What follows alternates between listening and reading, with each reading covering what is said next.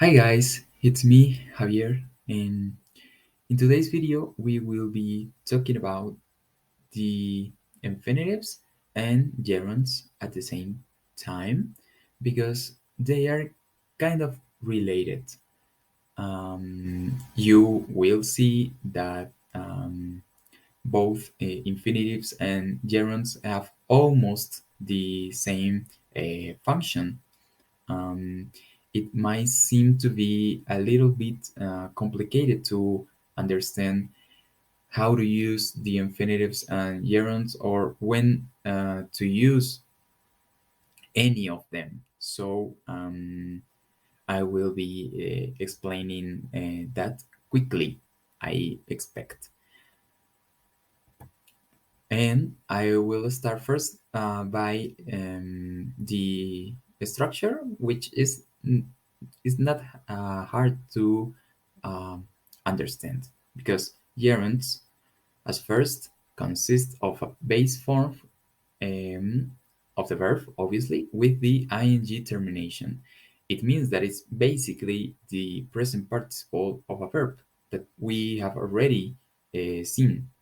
For example, eating, swimming, dancing, drinking, fighting, looking. There are lots of verbs, and well, that's basically gerunds. And the infinitives, which is easier, consist of to plus the base form of a verb: to swim, to eat, to draw, and that's it. Now let's see the gerunds function. A gerund can work as a subject. For example, drinking orange juice could be dangerous. You realize here that drinking is the subject because the verb is could be. Gerund as direct object. I love playing video games. What do I love? Playing video games.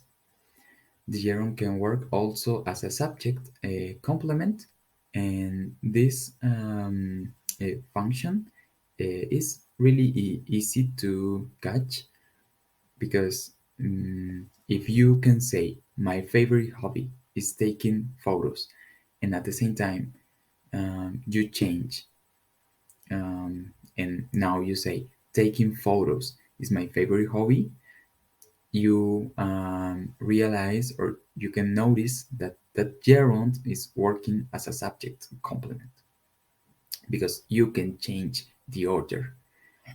And finally, a gerund can work also as an object on of a preposition, and this means that always keep that in mind. When you have a preposition, you have to use then the gerund. For example, I am tired of studying. Here you can see that the preposition is of, and we are using the gerund. So, as I said, when you have a preposition, always use the gerund.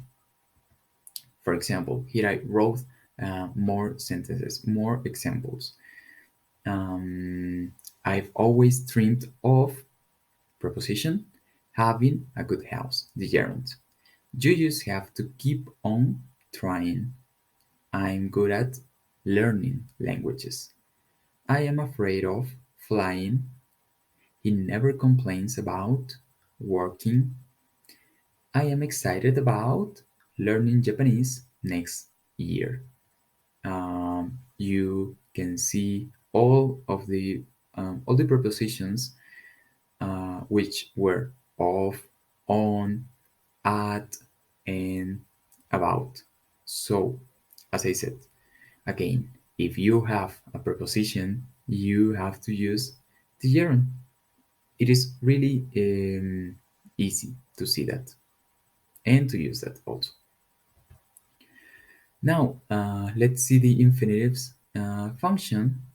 mm, which, as I said in the beginning of the video, both gerunds and infinitives have almost the same function. For example, an infinitive can work also as a subject. For example, to make mistakes is human. But you can also use the a gerund, right? Making mistakes is human. To make mistakes is human. There is no difference. The infinitives as direct object. I'd love to travel around the world. What would I love? To travel around the world. That's the direct object. As subject complement also. My passion is to take photos. Also, if you can change the order, you will notice in that case that an infinitive is working as a subject complement. To take photos is my passion, and um, an infinitive can work as an adjective. You know that a gerund cannot. So only the infinitives. For example, the best time to visit Oruro is during the carnival. You know that adjectives change or modify a noun. In this case, the noun is time. The best time to visit Oruro is during the carnival. And finally, an infinitive working as an adverb. In this case, an adverb doesn't modify a noun, it modifies a verb. For example, I play soccer to have fun. Here, the verb, which is being modified by the verb, but by the adverb, is play. I play to have fun. Now, let's talk about this interesting thing, which is when we have a gerund or an infinitive working as a direct object. Because when both of them are acting as a direct object, both of them can follow most of the verbs. However, there are some exceptions. It means that some verbs must to be followed by a gerund, and other ones must to be followed by infinitives. For example, if you have the verb admit, consider, deny, feel like, enjoy, finish, avoid, detest, etc., you have to use a gerund. You must use. And when you have the verb or some verbs such as choose, expect, plan, learn, want, would like, you must use an infinitive. For example, I feel like eating a hamburger. I feel like eating a hamburger every day. Um, I um, I don't know. I enjoy playing soccer with my friends, and then um, I detest watching basketball games. You use a gerund always, and the same. It is the same with infinitives. For example, I would like to drink some coffee. I would like to take some coffee. I would. I need to take a nap. I choose to be happy.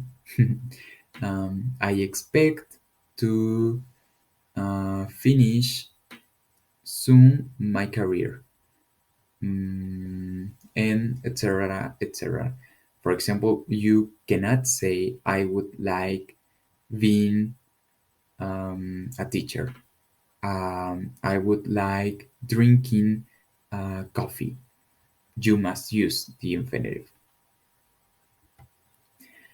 Um, and well, as I said, both gerunds and infinitives might follow most of the verb. For example, the verb love. When you use the verb love, you can use either a gerund or an infinitive. For example, I love playing video games, or you can say I love to play video games.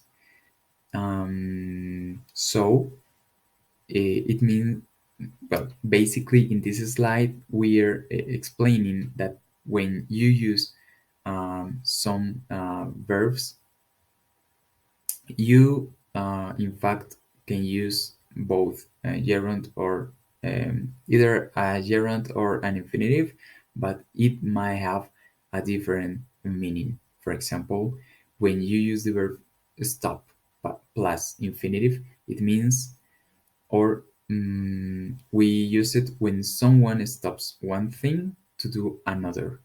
For example, I walked for 10 kilometers and then I stopped to have a rest. In this case, I stopped to have a rest. I stopped walking in order to have a rest. I stopped doing this to do um, another thing. And when you use stop plus gerund, it means that an action is finishing or has finished or finishes. For example, my sister stopped eating fast food. It means that she doesn't do this anymore. Also, we have the verb forget, that when we use the infinitive, it means that we didn't do something we should have done. For example, I forgot to lock the door. To lock the door. In this case, I should have locked the door, but I didn't. Done, but I didn't do that. And then forget plus gerund. It is used to talk about memories. I'll never forget driving a car for the first time. This is actually a memory. Um, Then the verb regret plus infinitive to announce bad news. For example, I regret to announce the death of the president. And regret plus gerund when we wish we hadn't done something.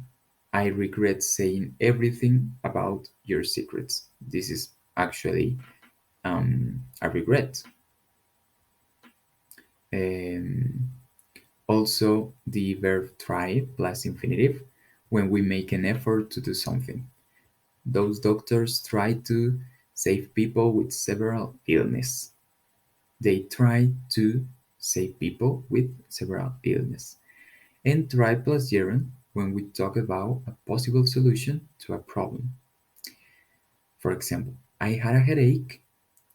I tried taking some aspirins, but it didn't help. I tried taking some aspirins is the, in this case, the possible solution to the problem, which is my headache. And that would be for today, guys. I hope you really could understand everything. And as always, I recommend you practicing a lot and a lot. So that will be it. Thank you so much.